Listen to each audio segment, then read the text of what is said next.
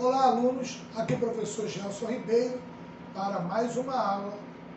E na aula de hoje nós vamos falar sobre técnicas de leitura de volumes em vidraria. É necessário para a gente que está no laboratório realizar a medição de volumes. A toda hora nós precisamos medir volumes, né? E conhecer a capacidade dos recipientes volumétricos, né? Para uma medida ser feita com uma suficiente precisão. Os erros nessas medições, eles acabam provocando resultados de análise incorretos, que é uma coisa que a gente não quer, né? E devemos evitar esses tipos de erros, fazendo as medições de maneira mais efetiva e mais precisa possível. Medir volume de líquidos com qualquer um dos recipientes que a gente já viu, inclusive na outra aula, como proveta, balão de fundo chato, becker, pipetas, né? Significa o quê? Significa comparar a superfície do líquido, denominada de menisco, com a escala do recipiente utilizado. O que é isso? Em consequência da tensão superficial daquela interface entre o ar e o líquido, que nós temos aqui, ó, né? Entre o ar e o líquido, existe o quê? Existe uma interface aqui, né? Uma tensão superficial nessa interface. Obviamente o ar está fazendo pressão sobre esse líquido, né? E isso pode fazer com que essa interface ela seja côncava, que é o que acontece na maioria dos líquidos. Se a gente observar aqui, nós temos aqui uma interface côncava, mas ela pode também ser convexa, fazer uma interface convexa. Normalmente, nos líquidos mais comuns e transparentes, a interface ela é sempre côncava. Mas existem exemplos em substâncias como mercúrio, por exemplo, em que faz a interface ser côncava. Então é importante a gente ter atenção com relação a isso. Vamos fazer algumas considerações aqui agora a respeito do menisco. Se o menisco for de uma superfície côncava, sua parte inferior deverá coincidir com a linha de aferição. Então, o que isso quer dizer? Na maior parte das substâncias, o menisco vai ser côncavo, né? O líquido que está ali dentro, ele faz isso.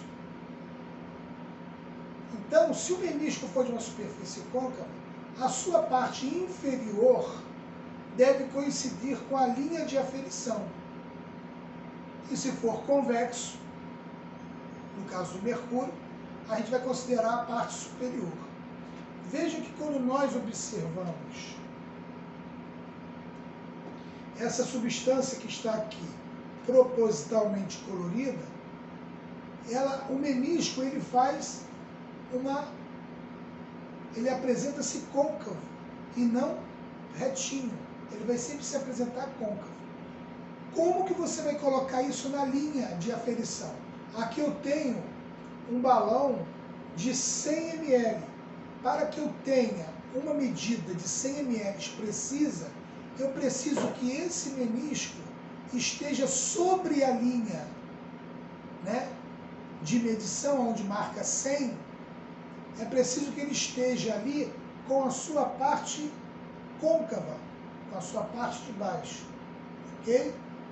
E se for, obviamente, mercúrio que eu estiver medindo, o menisco não vai ser côncavo, ele vai ser boleadinho, convexo. Aí eu vou considerar a linha de cima, ok? Então vamos lá. Se o líquido, obviamente, for transparente, a parte inferior do menisco deverá coincidir com a linha de aferição, né? A parte de baixo. Se não for, será considerada a parte superior, como é o caso do mercúrio. Outra técnica importante é o que a gente chama de paralaxe, que é onde deve ser observada a posição do olho do observador. Esse deverá estar sempre no mesmo nível da marca de aferição do recipiente, porque se isso não ocorrer, nós vamos ter erro de leitura de paralaxe. Okay? O que quer dizer isso, traduzindo para vocês? Eu quero verificar a quantidade dessa substância aqui.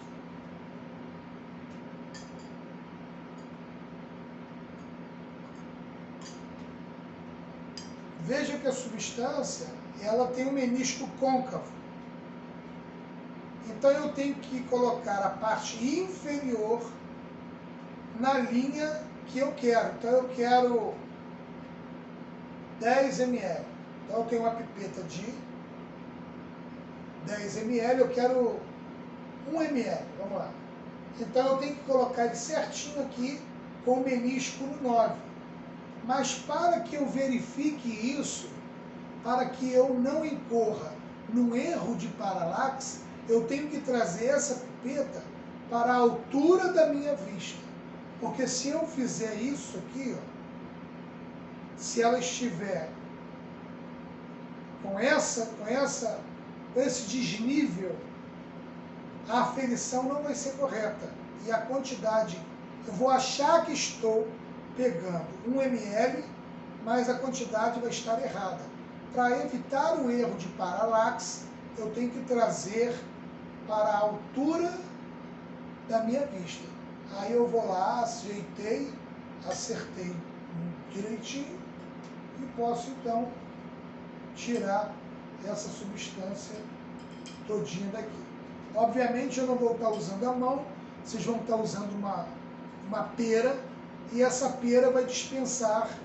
Pera é um objeto de borracha que você usa para aspirar e para desprezar o líquido que você está transferindo de um material, de um recipiente para o outro.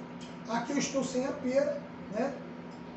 Por isso ficou esse restinho aqui, mas esse restinho não fica, porque a pera, ela joga, né? Ela impulsiona, faz uma pressão com que não deixe esse fragmento aqui na pontinha. Ok? Bom, em todos os casos de trabalho com material volumétrico, a gente tem que destacar que é importante que toda essa vidraria esteja muito limpa. Qualquer sujeira aderida às paredes desses recipientes, eles alteram, né, a medição e, consequentemente, o resultado. O recipiente, obviamente, ele é considerado limpo quando nenhuma sujeira é observada e quando a água destilada, por exemplo, escoa pela parede interna do tubo ou do frasco sem reter nenhuma gota. Porque quando retém gota é sinal de que há uma impureza, né? Outro sinal de limpeza, né, é a formação de uma superfície côncava, né, ou convexa e perfeitamente esférica do menisco, ela bem perfeitinha, né? Os erros de medição provocados pela existência de sujeira em uma pipeta, por exemplo, como essa que nós vimos aqui, podem ser significativos, porque os volumes medidos são muito pequenos e qualquer diferença pode causar interferência nos valores que foram medidos, né? E pode ser muito interferente nos resultados que nós vamos ter. Outra coisa que a gente pode usar para transferir é usar o bastão, né, de vidro. Aqui é uma pipeta, não é um bastão de vidro, mas o bastão de vidro parece uma pipeta, só que ele é maciço, ele não é oco, né, porque ele não é para medir, ele é para fazer misturas. Então você pode também usar o bastão para fazer a transferência, colocando o bastão na parede do recipiente e derramando no bastão para que o líquido corra pelo bastão, ó, e vá para o frasco. Então, às vezes, você pode usar também o bastão, ó. Encosta o bastão na parede do recipiente para o qual você quer fazer a transferência e derrame a substância pelo bastão. Você evita também o desperdício, o acidente e também a emissão de gotículas, né, no ar, porque um líquido não bate diretamente sobre o outro líquido. Então são algumas técnicas de medição de transferência de líquidos de um recipiente para o outro. Nós temos aqui o funil de vidro também, que também pode ser utilizado aqui se você quiser transferir de um recipiente para o outro. Procure às vezes inclinar o funil para que a substância não bata diretamente no fundo e ela escorra sempre pela parede, né? Pela parede do seu recipiente. Então aqui nós temos algumas formas de se fazer transferência de alguns líquidos, de algumas substâncias de um recipiente para o outro. Bom, essa foi a nossa aula de hoje. Eu espero que vocês tenham gostado. Não esqueçam de se inscrever no canal, dar o seu like e comentar as suas dúvidas. Um grande beijo e até a próxima aula.